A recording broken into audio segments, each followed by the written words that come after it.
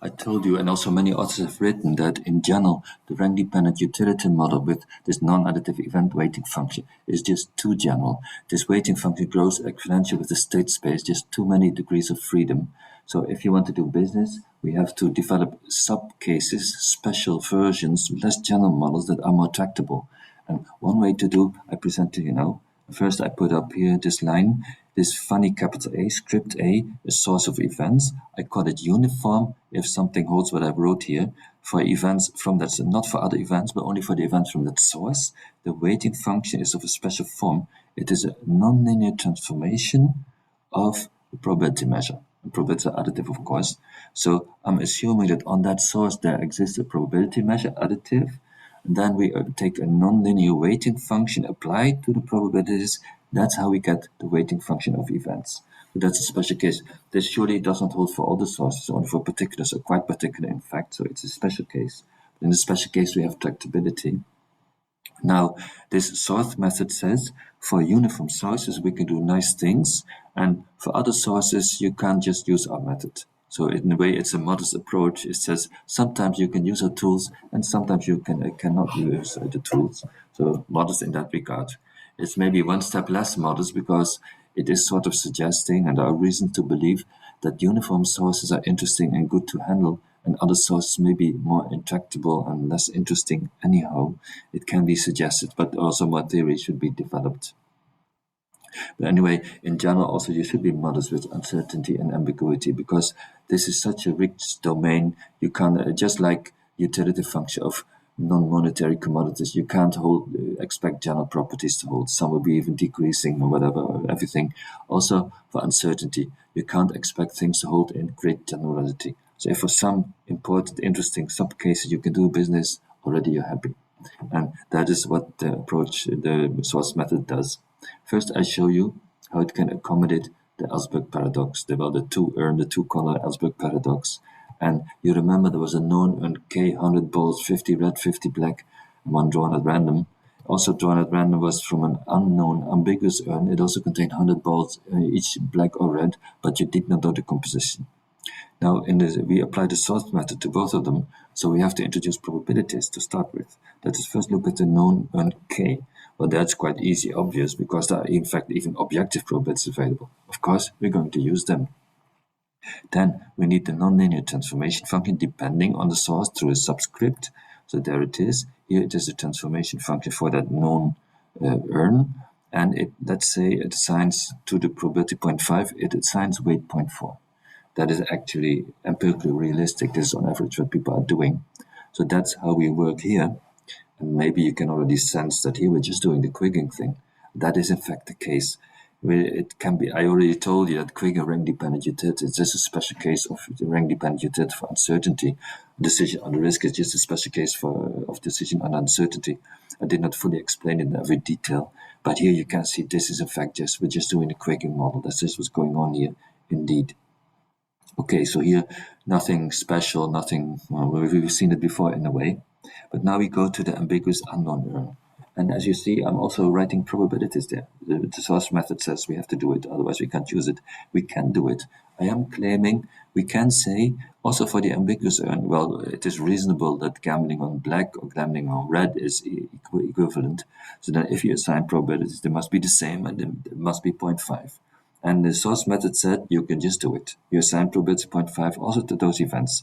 They are not objective probabilities, so you call them subjective, ambiguous, whatever you like, but they are additive probabilities. Now, probably at this stage, some alarm bells are going off in your mind because you think, now, wait a minute, some time ago, we were shown that in the Ellsberg paradox shows that you cannot use probabilities, that you have to do something fundamentally different. And now you're going to use probabilities after all. Yeah, I'm going to, please bear it with me, you will see how it works, that these things fit together, can be reconciled. Just listen more and you will see. So we have to also introduce the nonlinear transformation function depending on the source. And here it is, the nonlinear transformation, and notice subscript here, the dependence on the source is really crucial for what we are doing. We are allowed here to have it different than here.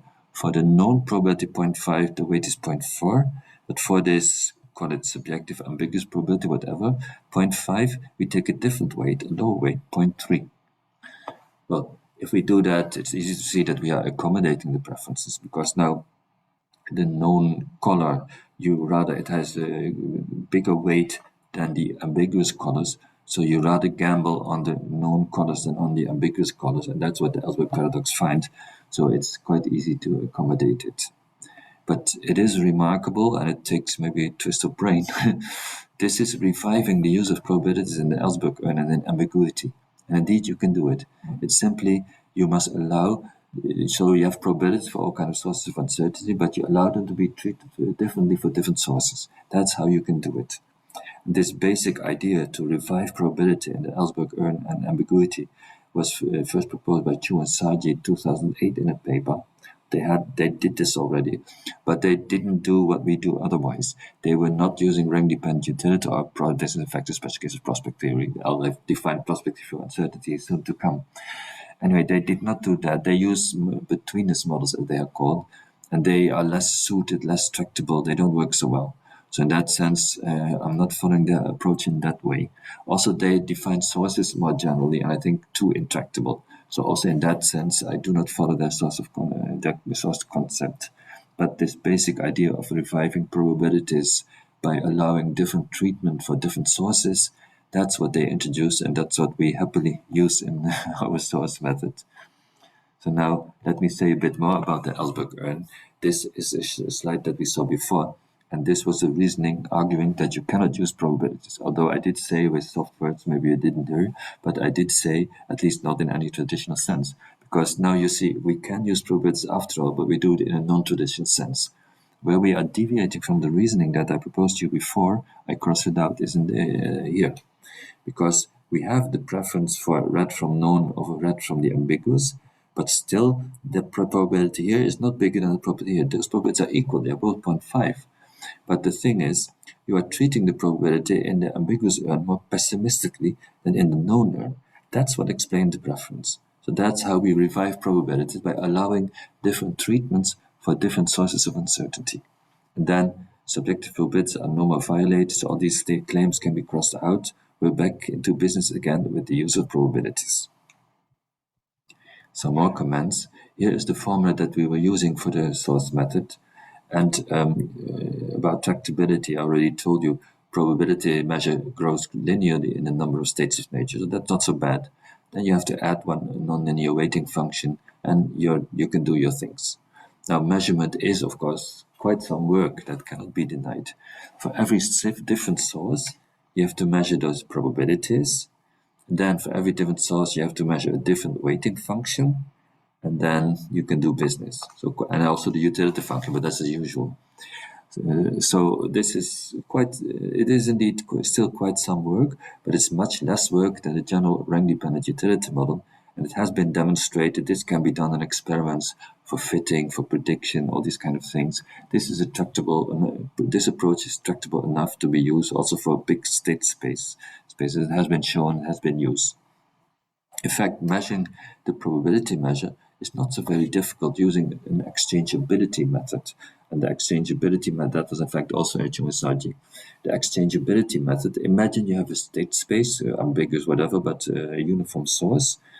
You partition it into 20 events that are equally like in the gambling on sense. And in all of the 20s, you're indifferent gambling on one or the other.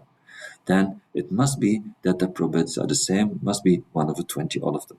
So it's quite easy. Just take a state space, split it up into equally likely events in the betting on sense. They have 0.5 probability. Split each of these up again into equally likely gambling on events, if you can follow. And so it's not so difficult to measure the probability measure. So that extra work, it has to be done. These need not be objective, of course. It has to be done. It has to be inferred from preferences. But it is not so bad. It is doable. Then this function, depending on the source, we call it the source function. That captures how you deviate from Bayesianism, from expected utility in that source. It's capturing your uncertainty attitude, you could say. And a nice thing is you can readily draw graphs of it, so you can easily visually compare, to see what the uncertainty attitude is, compare it across different sources. So that makes life quite easy. And we are interested in ambiguity attitudes. Ambiguity means how you behave differently because probabilities are unknown. So the difference between unknown and known probability, that difference, that is ambiguity. You can study it here by comparing the source function with the probability transformation for a function for objective known probabilities. How they are different, that gives you ambiguity attitude. For instance, if this function for an ambiguous source is always lower than the function for known probabilities, then you have ambiguity aversion or pessimism, whatever you interpret it. But that's easy to get and easy to see from graphs. So life is livable this way, and we can handle uncertainty. And because uncertainty is so general, we're already glad that we have anything tractable. But here we get it done. So next I'm going to show you an experiment in which this was used and indeed business was done. And I'll show you all kind of graphs that came from it. But that will be in the next recording.